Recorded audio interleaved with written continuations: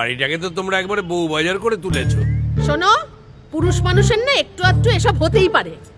ও, হ্যাঁ, তার মানে তুমি বলছো আমি বিয়ে করলে তোমার আপত্তি নেই? তুমি এখন শুধু মানুষ, পৌরুষত্ব তো কবেই ঘুচে গেছে। তাছাড়া বলে যাও, সুন্দর অপমান করো তুমি। অপমান যখন করছো থামলে কেন? বলো বলো। তা তোমাকে এখন কেউ কিসের জন্য বিয়ে করবে শুনি? আমার সম্পত্তি আছে তাই বিয়ে করবে। ও তাই নাকি? হ্যাঁ, আমরা জমিদার বংশ। এখনো যদি তুমি খোঁজো না তাহলে চারিদিকে আমাদের জমি জমি জমি জমি। আচ্ছা রাখো তোমার জমিদারি, বিয়ের পর থেকে তো দেখে আসছি জমি তো দেখছি না, ওই দাঁড়িয়ে বেড়ে চলেছে। উফ, তোমরা থামবে একটু? দাদা, তুই এই বিয়েতে খুশি তো?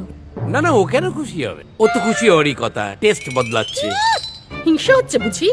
ওই বকুলকে পাওনি বলে খুব আফসোস হয়, তাই না? নকুলকে? এই একদম কালা